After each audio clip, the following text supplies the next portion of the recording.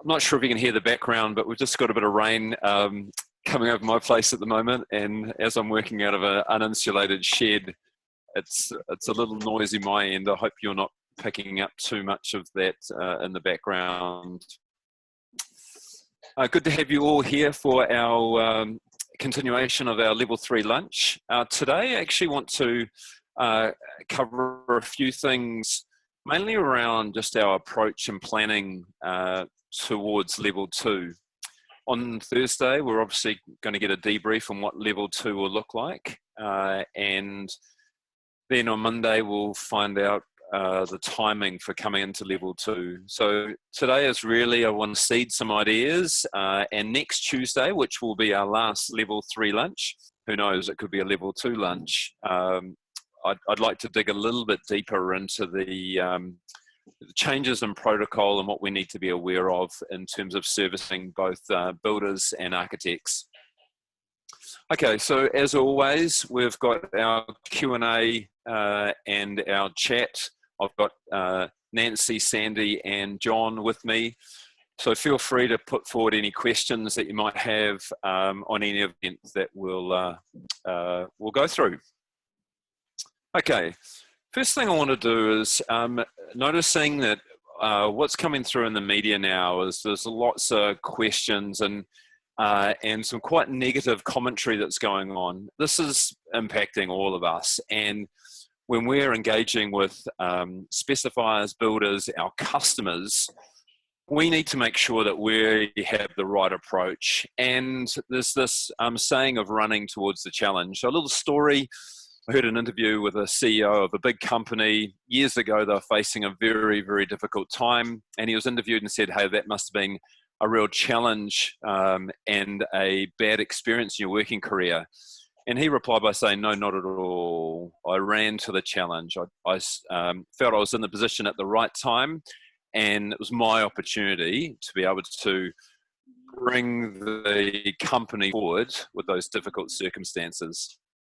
So I think today we need to make sure that we are seen as running towards a challenge. And I want to cover a little bit off on that as we go through this presentation and thinking about how we're positioning ourselves, not only in terms of the products and solutions that we've got, but our attitude and our customer focus.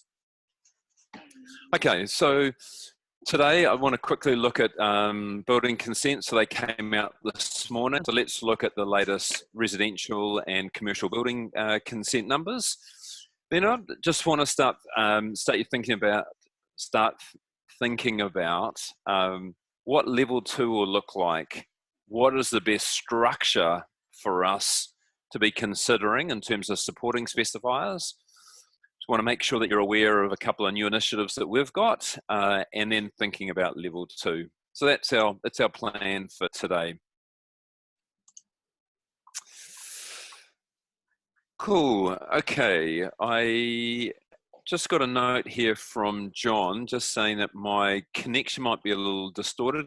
Just see if anyone else is having any issues with the either my audio or video. If you could just put a quick note on the chat line, that would be very helpful. Okay.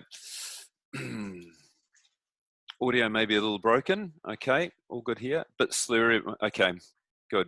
Okay, hey, look, if there's any significant issues, just please let me know, and I can certainly repeat what we're doing. John, I might just make you as a co-host, just in case anything happens. All right.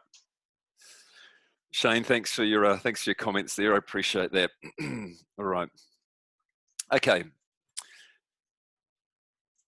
So Stats New Zealand published building consent data up until the end of March, and commentary as we're starting to see the first signs of COVID-19. So just at a 12-month level, we're up above 37,000 building consents, residential building consents. So following on from February, slight dip from the February numbers, but still, you know, we're at record levels. So if we look at March in itself, we dipped under 3,000 new dwellings for the month. And the commentary there really was that we lost 5 to 6 working days with COVID-19. Still managed to get a lot of work out, but where there's a few delays with processing that we're still experiencing at the moment. So if we look at the breakdown of what came through in March, again we can see the significant hike in medium density. So the story is still the growth, relative growth in the market is coming out of that townhouse, low-rise residential form. But we're still a market that loves and are dictated by detached housing. So I think the question here is, when we're starting to look at forecasts, is from what base have we come from? And this again is continuing to tell us the same story that what we saw in over the last quarter, and that as product suppliers we need to be thinking about what are our systems and solutions for medium density, which continues to offer the highest growth opportunity in the residential market. Okay, if we look at the regional split, again we can see same regions performing. Growth in Auckland, Waikato and Wellington. Also see that Canterbury had some good growth in March. Again, these are monthly figures over the last 3 years, so there is slight variation month to month. But again, those no real surprises in terms of this regional performance.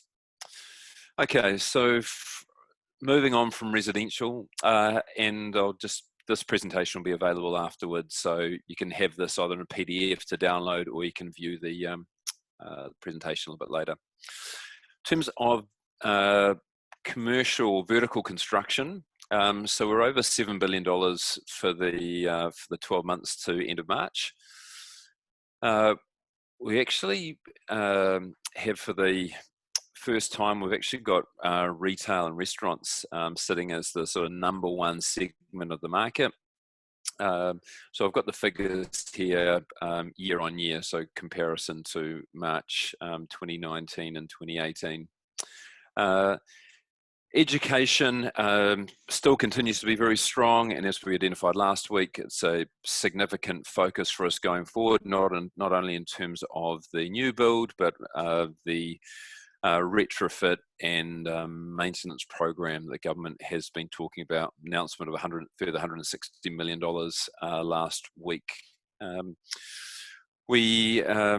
The office and administration, again, strong, but so that gives us a sign of what is in the pipeline, and part of that we should expect to obviously continue, and for us to either look to hold those specifications or keep an eye out for the projects as they come through the contractors, the main and subcontractors.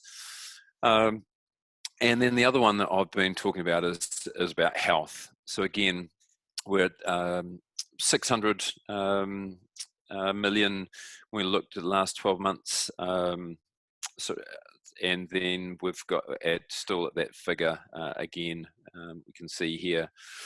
So story here is very similar to February, but losing that last week has really shown a decline for a month that was actually looking to build.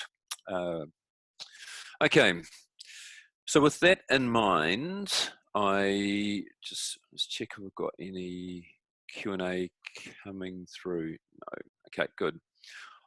I wanted to start seeding some thoughts around what's the right structure for us as a company to support and grow specification. So I've had many individual discussions over the last few weeks around this concept of what do we need to be planning for when we think about, the short to medium term market of supporting architects and builders, the wider industry. Because what we've done previously the environment doesn't exist anymore. So I wanted to touch base on a few ideas that I've got to help you with your planning.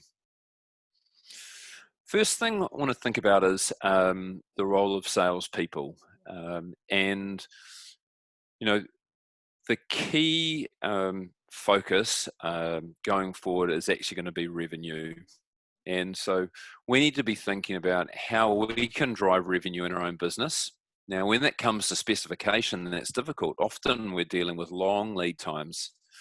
So we need to ensure that what we're doing now, we feel very, very confident in our specification activity, that it's building long-term revenue opportunities that we feel confident that we are going to be able to capture. So what do we need to put in place to do that? First thing is we're going to need to be resilient, because salespeople are going to have to do things differently. We can't rely on face-to-face. We can't rely on our ability to be able to move around and form discussions or meetings with individual people like we used to, coming into practices, morning tea lunches, morning tea presentations, lunchtime presentations, and just general project discussions. So we're going to have to do things differently, and I'll talk about the role of doing things digitally as well. But resilience is going to be a big part of your armory going forward. We have to think about how we communicate and do that at scale. Yes, there'll be a role of individual emails and phone calls, but what can we do differently that allows us to talk to multiple people to take great advantage of our time? When we're talking to people, what's the right messaging that we need to use? And key thing that we can deliver, that people will respond to, particularly as we see the media getting more and more concerned about negative figures, impacts that are causing concerns at a macro and micro level, is this optimism, positivity that we can bring in our interactions with not only clients, but also suppliers. We need to ensure that we are really clear about what problems we are solving, how we're helping clients. And just remember, with architects, the thing we can really help them with is they want to hold on to their projects. They want to ensure that clients have confidence in what is being designed and will be built. So how can we help architects to encourage their clients to continue? And making sure that we're adding value. So clearly articulating what the things are that architects are struggling with. We may find that architects have less time, either because they're reducing hours, the staff numbers are reducing, or they literally just have less budget to work with. So is there an opportunity for us to be able to partner with them to provide the same level of service to their client, but leaning on us to do some of the work? For sales managers, what does that mean? Well, we've got to make sure we're supporting our sales reps. So we need to think about how we use technology. What's the greatest use of technology to help our salespeople be effective in the market? We need to make sure that we've got focus, because there are many, many people who are trying to rely on Zoom meetings, on webinars, on phone calls, on email. What are the things that we can do that give us the greatest cut through? And focus is going to be important, because focus will always resonate over general ideas, general presentations. We need to think about what's the approach that people now have? What are the things that people are doing differently, and how they approach and how they're thinking of dealing with their clients, with their projects? And as sales managers, ultimately, we need to make sure that our salespeople are comfortable with the platform that we've given them to ensure that they are successful in the market going forward. Okay, so with that in mind, what can we expect at a level 2? So again, lots of discussions around how quickly we believe practices are going to be opening. And feedback we're getting from practice principals is that we should expect that their their group of employees will remain fragmented for some time. Moving is really disruptive, and they want to be absolutely certain that we're not going to regress back to a lockdown before they bring everyone together. Majority of practices are actually working pretty well at the moment, and a number of discussions are going on with employees around flexibility on work hours, and thinking about what opportunities they've got in terms of working from home, and in the mid to long-term future, either working from home permanently or splitting home to office work. So what does that mean for us as product suppliers? We actually need to understand and realize that we will need to communicate and market to architects in isolation. So we need to think about we can't rely on a mentality that in a few weeks' time everyone's going to be back in the office and we can go back to business as usual. So we need to think about how we deal with fragmented groups of specifiers.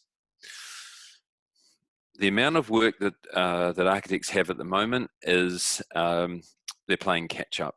So there's high levels of getting programs back on schedule, dealing with issues that they haven't been able to work on for whatever reason over lockdown, and just getting project work up and running that is committed to and is obviously continuing.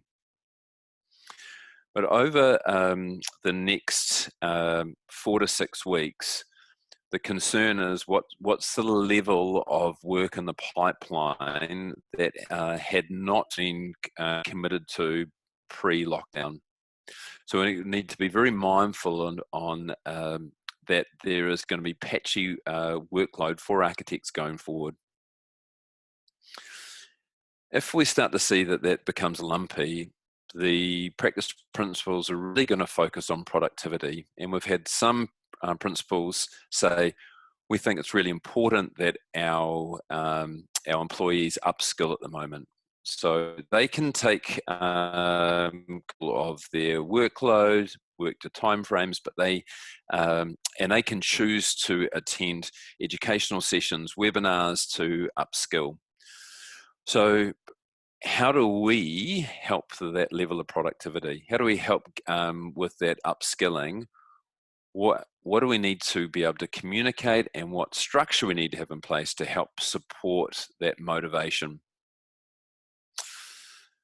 We also need to think about, if work programs are disrupted, how can we help service specifiers and architects? Key there is they may actually need information immediately. So what's the best way for people to be able to contact us if there are changes to their work program in terms of the amount of detail, potentially changing product, or just responding to queries that might come from the main contractor or subcontractors?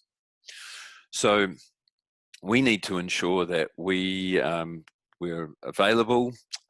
We need to make sure that we are providing good quality education, and that we can deliver information to people wherever they're working, because we should expect that a lot of people are going to remain to be working from home in the immediate future. What we're seeing is that the business owners are planning for that should be not expanded, but extended level 2 conditions. So the planning that we're seeing in place is that level 2 is going to last not for a matter of weeks, but for months. Now, whether that happens or not sure, but that's the mindset of business owners that we're experiencing at the moment. Okay. So what does that mean for us? What is the service offering in terms of working with architects? Well, we need to continue to have this focus around education. If there is a demand for upskilling, we need to be able to meet that demand. We need to ensure we've got a strong digital footprint. We need to be comfortable, not only in terms of the infrastructure we've got, but our ability to be able to deliver information concisely. We need to also think about, in the past we've had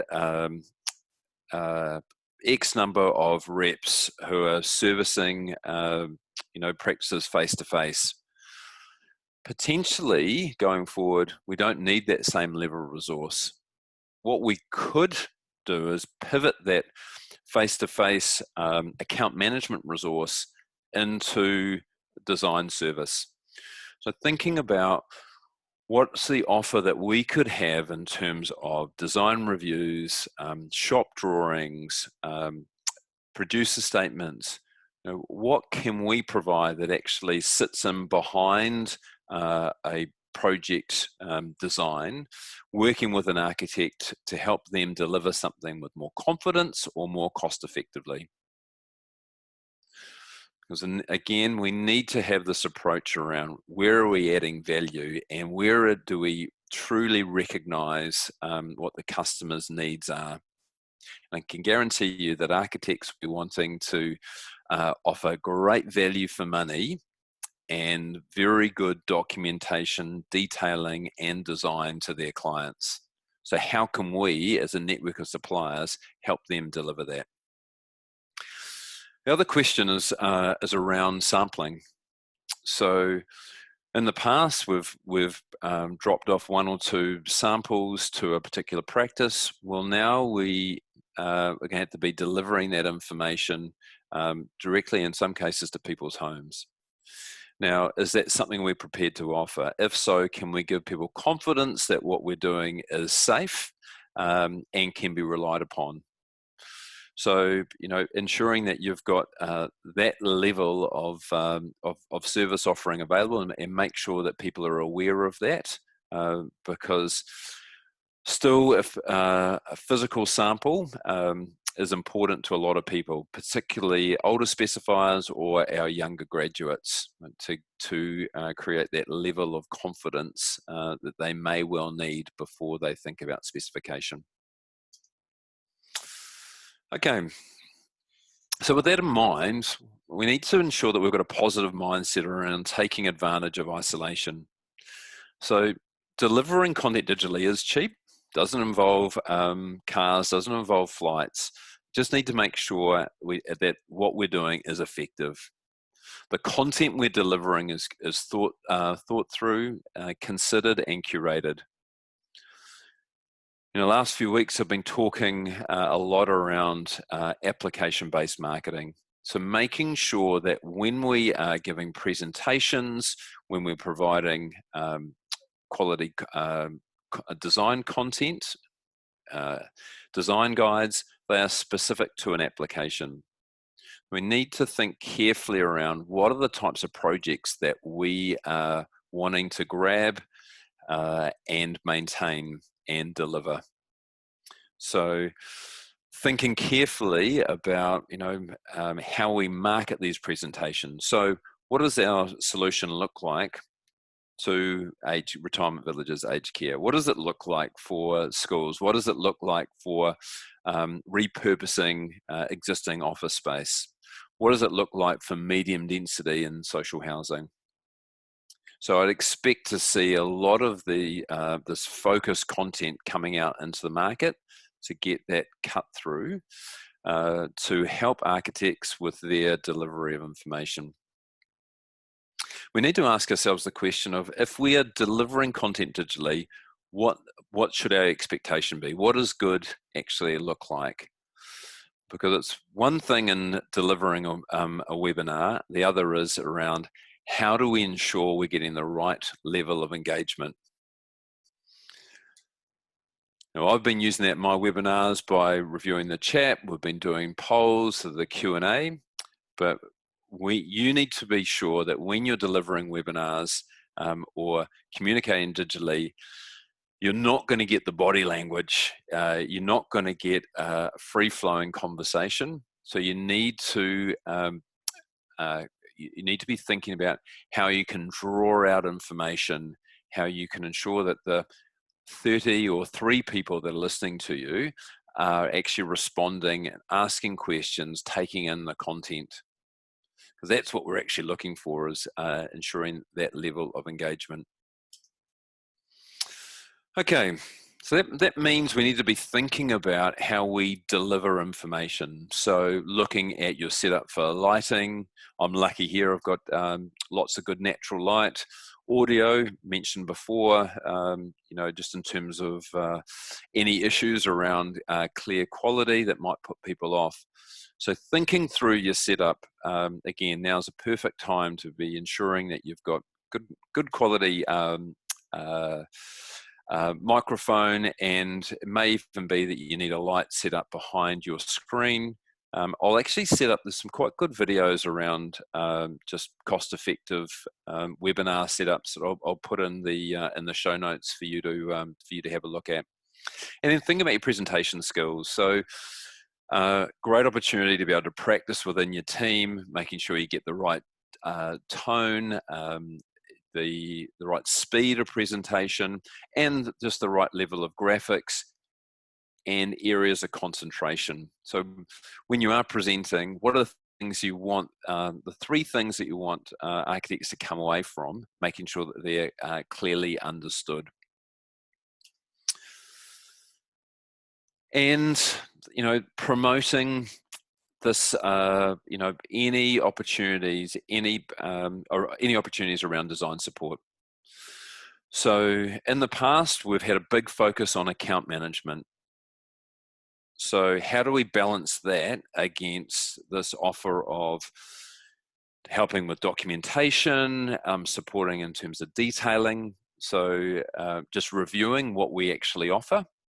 Are we comfortable with the standard 2D details that we've offered, or do we actually need to be producing a much larger library of three-dimensional project-specific details that are available and on hand?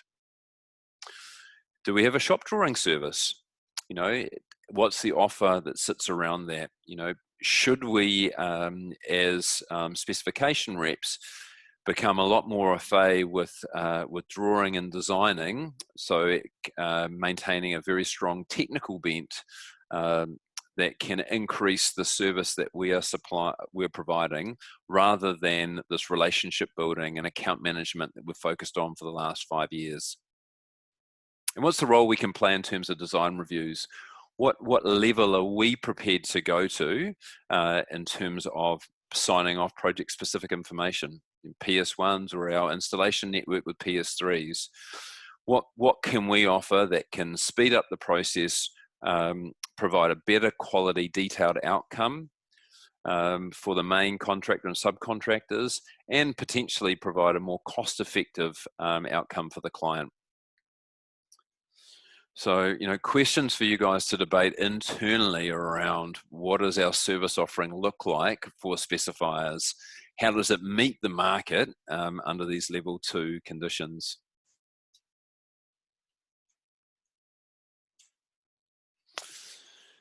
So just to reiterate, thinking about focus around education. So where are the parts of the market that we know there's still a lot of ambiguity or questions that have been asked that we can proactively cover off, position ourselves as people who have got expertise in that part of the category that we operate in, and give specifiers confidence that they can fall back on us to be able to help them if they've got any questions. Been really clear about our digital footprint, so how we operate, how we will deliver information to the wider market, and making sure that our people are confident in using those digital tools and presenting digitally. Thinking about, great, what is our design service? So what have we introduced to the market? What are we now doing that people are not aware of? How are we best supporting architects understanding what they're trying to do under level 2? And that can include facilitating physical models or samples and getting them out to specific people if and when required. Okay, so I just want to just touch quickly on a couple of things that we've brought into play. First one is our Techie webinars. Many of you would have joined us with, would have joined me in my discussion with Dave Kelly on the 21st of April, We had over 2,000 builders and architects attend that webinar. They stayed with us for the whole hour. So we can see that not only architects, but also builders are getting online and are becoming very, very comfortable with digital presentation of information. So as of next week, we're going to start a 4-week trial. We've had our key practices we deal with have asked for a regular schedule of technical and CPD presentations. So as of next week, every Tuesday, Wednesday and Thursday, from 12:30 to 1:30, we will have a 60-minute technical presentation session. So we're asking for you to register your interest in being involved in that trial. We've got a practice panel. So all the registrations that we get from product suppliers, we'll run that past the panel just to make sure that we're focusing the areas that they are interested in. And we'll then be promoting that to our national audience of over 8,000 architects and architectural designers. And where we have builder presentations, we'll go to our 15,000 builders. So again, Kim Sandy's just put a link in the show notes to our Tech Ed webinars. So if you want to click on that link, that'll take you through to that expressions of interest form. Fill that out and we'll get back to you over the next couple of days with some feedback on what you're looking at presenting and timing if we can fit you into that period over the next 4 weeks. The idea is for us to run a trial, and at the end of that, we'll then review on the level of interest that we're getting from architects and designers and think about the right format and structure going forward. We'll be including both CPD approved content and non-approved content. So you'll see in the expressions of interest form that we're asking you to either state whether your presentation has been approved or whether it's a non-approved presentation.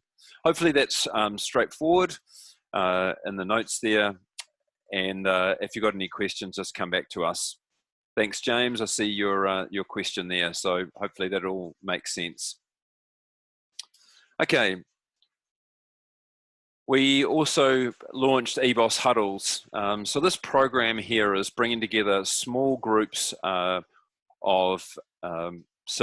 professionals, all from product suppliers, into a fortnightly forum. The idea is for us to learn in small groups and also share and discuss market trends.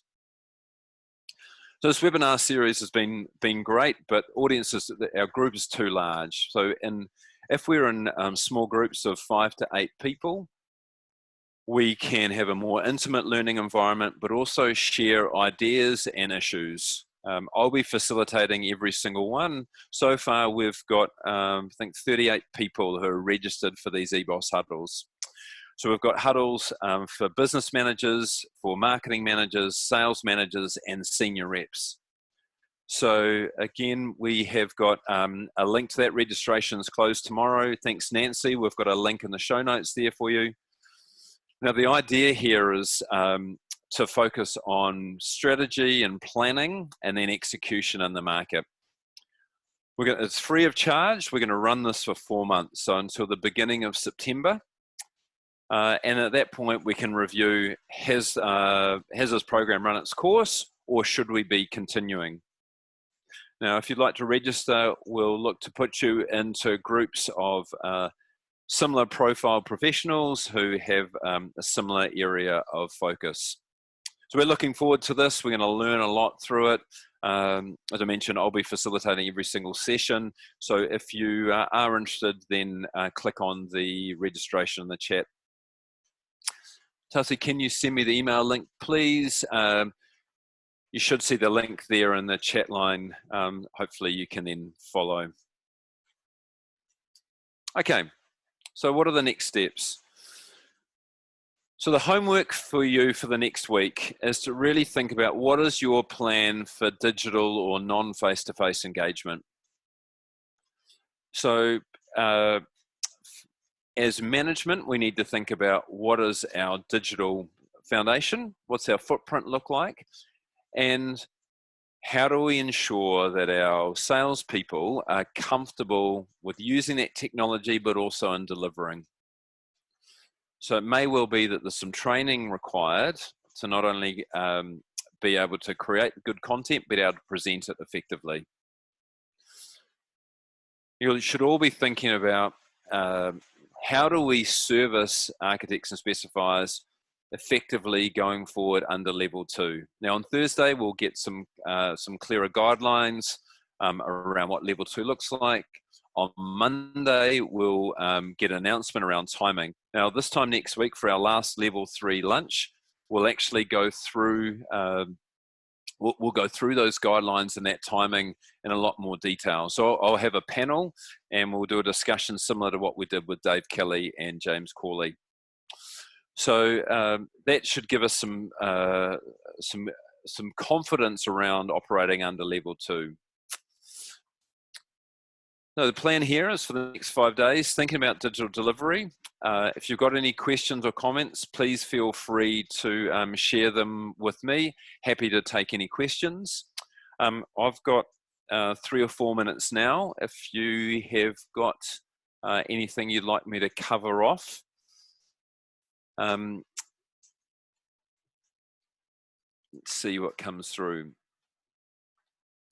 I'll also take any comments around any other ideas for our webinar next week, and also whether we should be continuing these weekly catch-ups under level 2. So doing this for your benefit. If there's ideas that you've got, please send them through to me. Happy to consider those as we put content together.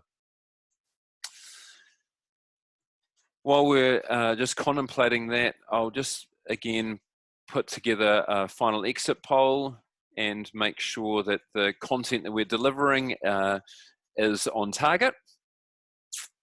And I'll just check through the Q&A and chat.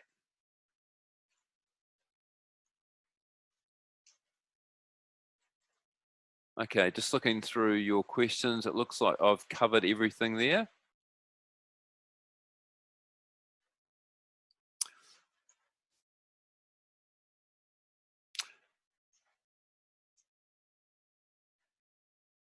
Okay, I'll just touch on the Q&A.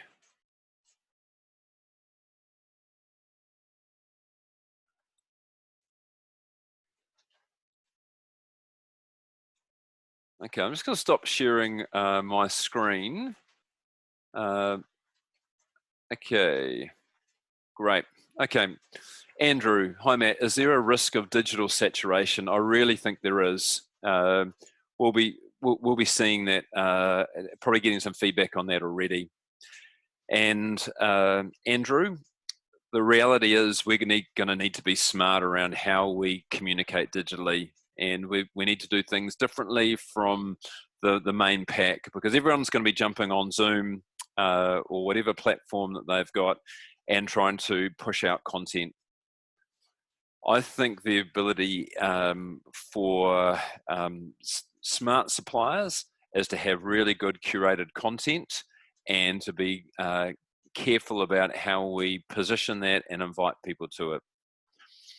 With our webinars, we're not going to record them. So we're going to make sure that people understand if they want that content, they need to actually be there for that particular presentation. Otherwise, the opportunity is lost. So the marketing is going to be important, having that time defined and just really specific. We should be looking for quality audiences rather than large audiences, be my focus. We'll continue to talk about that over the upcoming weeks. Shane, any suggestions on training new reps to present in the new digital format? Shane, I'm going to put together a couple of links for some videos that I've looked at, but I think we have a good opportunity in this format to think about presentation tips. I also believe in the EBOSS Huddles will be a really good platform where we've got groups of senior salespeople to be able to bounce ideas and mock present. So I'm gonna, in those small groups, I think we can have a bit of fun in trying to really focus in on key messaging and thinking about how we can deliver content effectively. So Shane, I think there is great opportunity to do that. I'll put together some videos and we can hopefully cover off some more content in those huddles. Hi Matt, how specifiers navigated through level 3? Robert, I think the general consensus has been that there's been enough work and we're now starting this reality where there's a 4-day week has entered a number of practices. We should expect Fridays to become quite quiet. But I think there has been this level of sort of short-term optimism, and that's going to wane. And that's why I think it's really important for us as supporters of the architecture community to keep bolstering that level of positivity and to feel like we are empowering specifiers to deliver better design. Because I do think over time we'll start to see some negativity as job security becomes an issue if we see a great reduction in the amount of forward work for architects. Chris, future ideas for consideration, how-to sessions, how to write a producer statement in language and format that specifiers want. Hey, Chris, great topic. Yeah, so thinking about project documentation would be a great topic. It'd be a great panel, actually. Probably something that we'd focus on. Yeah, we'd had different sessions, I think, for high performance products versus those that probably have a higher aesthetic value and have less requirements in terms of code compliance. So I'm going to put that in my to-do list and something that we can touch on a future session. Okay, great. I think that's that. I'm just going to come back to our chat line. Okay. Yeah, hey Sandy, that's a good point actually. The question around just providing training for reps. In terms of the presentations that we'll be doing through our EBOSS webinar series, we will be offering a one-off training session for people who are unconfident with presenting digitally or have a brand new presentation. So that's an option on the expressions of interest form. So Shane, to your point, if you've got someone who's would like a little bit of hand holding and they're keen to use the EBOSS webinar platform, just select that option and we can work with them individually. Okay, team. That's we're coming up to our time of 2:15. Really appreciate your comments and your attention as always. If there's anything EBOSS can help you with, let us know. Otherwise, let's look out for a good announcement on Thursday. More information about level 2, and we will see you on Tuesday for a panel session around what we can be doing under level 2 for builders and specifiers. Many thanks, team. Enjoy the rest of your afternoon and the week. Thank you.